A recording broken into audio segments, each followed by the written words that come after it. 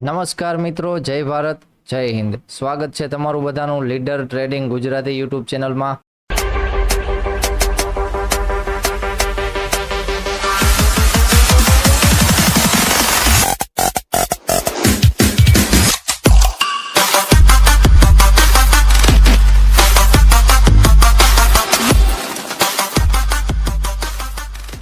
તો ચલો મિત્રો, આજે હતી નિફ્ટીનો એક્સપાયરી દિવસ અને આજના દિવસે ફરીવાર માર્કેટે ઓલ ટાઈમ હાઈ લગાવ્યો, ક્યાંક સારો એવો, અને માર્કેટમાં સારી એવી મુવમેન્ટ પણ જોવા મળી. અને જે લોકોએ લેવલ મુજબ કામ કર્યું હોય એને પણ સારો એવો પ્રોફિટ જોવા મળતો હશે. અત્યારે જો પોઝિશનમાં જોવો, અત્યારે ક્યાંક પોર્ટફોલિયોમાં પ્રોફિટ જ જોવા મળે જો લેવલ મુજબ કામ કરતા હોય તો ક્યાંક. અને લેવલ મુજબ કામ કર્યું હોય અથવા કાલનો વિડીયો જોયો હોય ટુમોરોનો, તો કાલના વિડીયોમાં આપણે વાત કરી હતી કે બેંક નિફ્ટીનું જે લેવલ હતું માર્કેટમાં કે વારંવાર ઈ ઝોન પાસેથી સેલિંગ આવતું હતું ને બધાને હવે ઈ ઝોનની ખ્યાલ આવી ગઈ હતી કે હા, ઈ ઝોન 260 વાળું રેઝિસ્ટન્સ ઝોન છે માર્કેટમાં, અહીંયાથી સેલિંગ આવે છે. તો હવે આવે તો ત્યારે માર્કેટ ત્યાંથી પુલ બેક આપીને બ્રેક કરે. તો સેમ વસ્તુ આપણે લાઈવ પણ હતા ત્યારે લાઈવમાં પણ વાત કરી હતી કે હવે માર્કેટમાં અહીંયા જોવા જઈએ તો માર્કેટને બ્રેક કરવાની જરૂર છે એને. અને માર્કેટે બ્રેક કર્યું અને એના ઉપર ક્યાંક સારી એવી મુવમેન્ટ જોવા મળી. ટોટલ મુવમેન્ટ જોવા જઈએ તો 500 પોઈન્ટની મુવમેન્ટ જોવા મળી, કારણ કે માર્કેટ છે 800ના ઝોન પાસે ક્યાંક 824ના ઝોન પાસે ગયું હતું. એની મુવમેન્ટ જોઈએ તો ક્યાંક 500 પોઈન્ટની સારી એવી મુવમેન્ટ જેડી જે એ ખાલી લેવલ બ્રેક કરીને. બાકી જે સવારથી મુવમેન્ટ ચાલુ હતી એમાં પણ લેવલ પેલું જ બ્રેક કરીને માર્કેટે સાઇડવેઝ ઓપન થયું અને સારી એવી મુવમેન્ટ આવી. પ્લસમાં કે 3 મિનિટની સ્ટ્રેટેજીનો ઉપયોગ કર્યો હોય તો એમાં પણ આજના દિવસે આપણે લાઈવ હતા કે 3 મિનિટની સ્ટ્રેટેજીમાં પણ જો ઉપયોગ કર્યો હોય તો લાઈવ હતા ત્યાં સુધી માર્કેટમાં 90+ પોઈન્ટની તો મુવમેન્ટ પ્રીમિયમ વધી ગયા હતા સારા એવા. અને ઠેઠ લાસ્ટ સુધી જોવા જઈએ તો એમાં પણ ક્યાંક સારી એવી મુવમેન્ટ હતી. અને 3 મિનિટની સ્ટ્રેટેજીમાં ક્યાંક 300 પોઈન્ટની મુવમેન્ટ આજના દિવસે જોવા મળી કે જેમાં 300 પોઈન્ટના ક્યાંક પ્રીમિયમ વધ્યા હોય એવી સારી એવી મુવમેન્ટ હતી.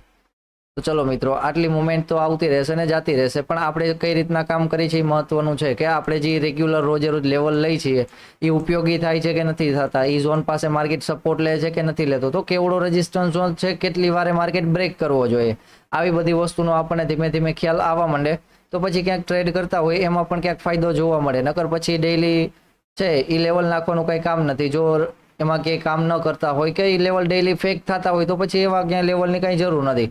પણ આપણા લેવલ હોય છે ક્યાંક રેગ્યુલર કામ આપે છે માર્કેટમાં સારું એવું, તો એના માટે આપણે લેવલ પણ સેન્ડ કરી દઈએ છીએ. અને આજના દિવસના લેવલ છે એટલે કે કાલના દિવસના 24 મહિના તો એના પણ લેવલ સેન્ડ કરી દીધા છે. ફરીવાર કાલ માટે વ્યૂ જોઈ લે કે કાલનું માર્કેટ કેવું રહી શકે એટલા માટે.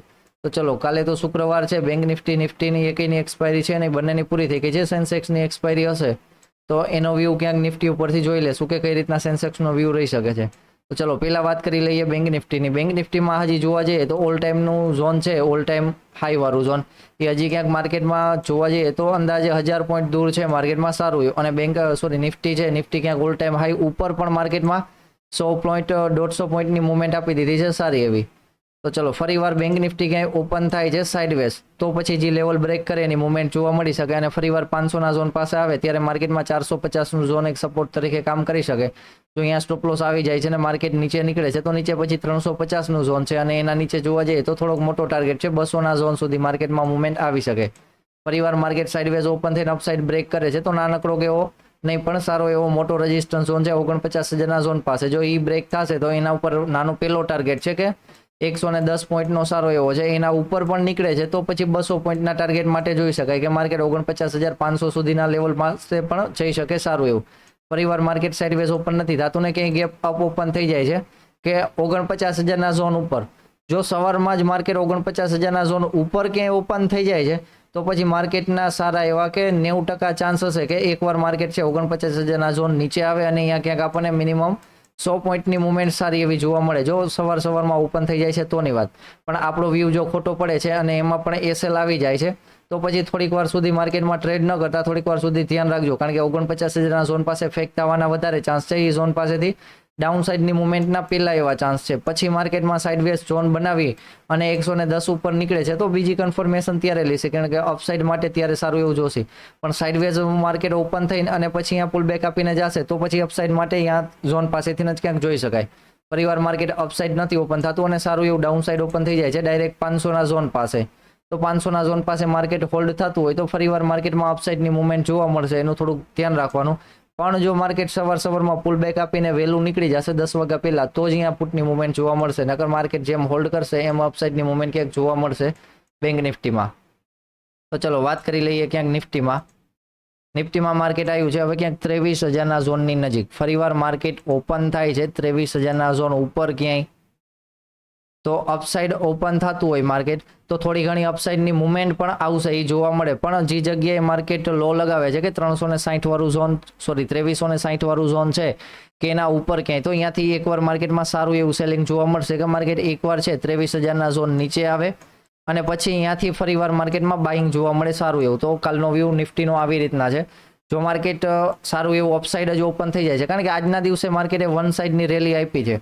હવે કાલના દિવસે પણ માર્કેટ ગેપ અપ ઓપન થઈ જાય અને એમાં પણ થોડી ઘણી મુવમેન્ટ જોવા મળે કે 100 પોઈન્ટની મુવમેન્ટ માર્કેટ આપી દે ગેપ અપ ઓપન થઈને, તો પછી માર્કેટના પડવાના ચાન્સ હશે ને એ ક્યાંક 90%ના ચાન્સ થઈ જશે. તો એમાં સ્કેલ્પિંગ કરવું હોય તો સ્કેલ્પિંગ અને પોઝિશન કરવી હોય તો પોઝિશન, એમાં ક્યાંક સારી એવી મુવમેન્ટ જોવા મળવાની છે, તો એનું થોડુંક ધ્યાન રાખશે. ચલો એમાં વ્યૂ ફેક થાય છે અને માર્કેટ 23,000ની ઉપર જ હોલ્ડ કરે છે, કારણ કે માર્કેટ સારું એવું અપ ઓપન થઈ જાય છે અને મુવમેન્ટ પણ આપી દે છે અને ડાઉન સાઇડની મુવમેન્ટ નથી આવતી. ફરીવાર 80ના ઝોન અથવા 60ના ઝોન ઉપર હોલ્ડ કરે તો પછી આપણે ડાઉન સાઇડ માટે વધારે નહીં વિચારીએ, કારણ કે આપણો વ્યૂ શું છે કે માર્કેટમાં સારી એવી મુવમેન્ટ આવી ગઈ છે અને અપસાઇડ ઓપન થઈને પણ સારી એવી મુવમેન્ટ જોવા મળે તો માર્કેટમાં થોડું ઘણું સેલિંગ જોવા મળે અને આપણે ક્યાંક એમાંથી એન્ટ્રી કરીને પ્રોફિટ કાઢી શકાય એવો ક્યાંક વ્યૂ છે. પણ માર્કેટ અહીંયા ઓપન થઈને હોલ્ડ કરશે તો એના જેવું થઈ જશે કે તો ફરીવાર અપસાઇડની મુવમેન્ટ આવવાના ચાન્સ વધારે હશે જો હોલ્ડ કરશે તો, કારણ કે હોલ્ડ નથી કરતું તો ડાઉન સાઇડની મુવમેન્ટ જોવા મળે. સેમ શૂનો આપણે ઉપયોગ કરીએ છીએ, કારણ કે માર્કેટ હોય કે જોવા જઈએ તો ગમે ત્યારે સારી માર્કેટ મુવમેન્ટ આપી દે છે વન સાઇડ, તો ત્યારે માર્કેટને ફરીવાર મુવમેન્ટ આપવા માટે કાં હોલ્ડ કરવું પડે કાં પછી ઈ ઝોનમાંથી ક્યાંક ડાઉન સાઇડની મુવમેન્ટ જોવા મળે અને ફરીવાર ઈ ઝોનમાંથી ક્યાંક બાઇંગ જોવા મળે. આવું માર્કેટનું સ્ટ્રક્ચર હોય છે, એના મુજબ આપણો વ્યૂ છે એ ક્યાંક. તો ચાલો ફરીવાર માર્કેટ અપસાઇડ ઓપન નથી થતું ને સાઇડવેઝ ઈના ઈ ઝોન પાસે ઓપન થાય છે, તો અહીંયા પણ 1-2-3 વાર માર્કેટ રેઝિસ્ટન્સ ઝોન તરીકે કામ આવી શકે છે. 2-3 વાર સ્કેલ્પિંગ થઈ જાય પછી આપણે બ્રેક કરી દે તો પછી સ્કેલ્પિંગ કરવાની કાંઈ જરૂર છે નહીં. જો સાઇડવેઝ ઓપન થઈને એવું કંઈ થતું હોય ત્યારે ફરીવાર માર્કેટ ડાઉન સાઇડ ઓપન થઈ જાય છે કે 900ના ઝોન પાસે, તો 900ના ઝોન પાસે ઓપન થઈ છે ને પુલ બેક આપીને થોડુંક નીચે આવે છે તો 800નું ઝોન હશે કે જ્યાં માર્કેટમાં એક બાઇંગનો પ્લાન કરી શકાય અને ફરીવાર 23,000ના ઝોન સુધીનો ટાર્ગેટ રાખી શકાય સારો એવો, કારણ કે આજના દિવસે મુવમેન્ટ આવી છે તો કાલના દિવસે માર્કેટ વોલેટાઇલ ન હોય તો ક્યાંક વધારે મજા આવશે કામ કરવાની, કારણ કે ભલે માર્કેટ થોડું ઘણું પડે પછી માર્કેટ સાઇડવેઝ થઈ જશે તો પછી સોમવારે પણ મુવમેન્ટની આશા વધારે હશે, કારણ કે જેમ જેમ 4 જૂન નજીક આવે છે એમ બધાને ખ્યાલ જ છે કે માર્કેટની મુવમેન્ટ કઈ રીતના રહેવાની છે નહીં. પણ જો વધારે ડાઉન સાઇડ ઓપન થઈ ગયું માર્કેટ 880ના નીચે ક્યાંય, તો પછી નાનકડો એવો ટાર્ગેટ જોવા મળી શકે 800ના ઝોન પાસે અને ત્યાંથી 800નો ઝોન છે એ લાસ્ટ અને છેલ્લું સપોર્ટ ઝોન છે જ્યાંથી બાઇંગ આવે કે ફરીવાર 200 પોઈન્ટનો ટાર્ગેટ માટે માર્કેટમાં બેસી શકે અહીંયા સારો એવો 780નો સ્ટોપ લોસ રાખીને. તો ચલો મિત્રો આવી રીતના ક્યાંક વ્યૂ છે, જોઈએ કાલના દિવસે માર્કેટમાં આપણો વ્યૂ કામ કરે છે કે નથી કરતો. તો ચલો જય ભારત, જય હિન્દ મિત્રો. આપણો સ્માર્ટ મની કોન્સેપ્ટનો કોર્સ છે એ આવી ગયો છે, એની ડિટેલ્સ છે એ ટેલિગ્રામની ચેનલમાંથી મળી જશે અને એપ્લિકેશન ડાઉનલોડ ન હોય તો એપ્લિકેશન ડાઉનલોડ કરી લેજો. અને ઘણા લોકો મેસેજ કરતા હતા કે અમારે સ્માર્ટ મનીનો કોન્સેપ્ટ છે એનો ક્યાંક તમે કોર્સ લાવો તો એમનું શીખવું છે, તો એમના માટે ક્યાંક સ્માર્ટ મનીનો કોન્સેપ્ટ આવી ગયો છે અને એમાં ક્યાંક 8 વિડીયો છે ને એક PDF આપવાની છે કે PDF છે એ એમના પાસે રહેશે કે ખાલી કોર્સ છે ત્યાં સુધી નહીં પણ એમની પાસે લાઈફ ટાઈમ રહી શકે એવી PDF છે કે જે મેં ગુજરાતીમાં થોડું ઘણું લખેલું છે સ્માર્ટ મની વિશે. તો એ ક્યાંક 28 પેજની PDF છે સારી એવી, કારણ કે પેલા કોર્સમાં શું થતું હતું આપણે કે માર્કેટમાં PDF નથી આપી અને એમાં બધાને બુક બનાવવી પડતી, તો આમાં પણ બુક બનાવો તો વધારે સારું છે, પણ જેને બુક બનાવવાની નથી એને ક્યાંક PDF ઉપર કામ રહી શકાય છે. તો ચલો જય ભારત, જય હિન્દ મિત્રો, મળીએ કાલના દિવસે લાઈવ વિડીયોમાં.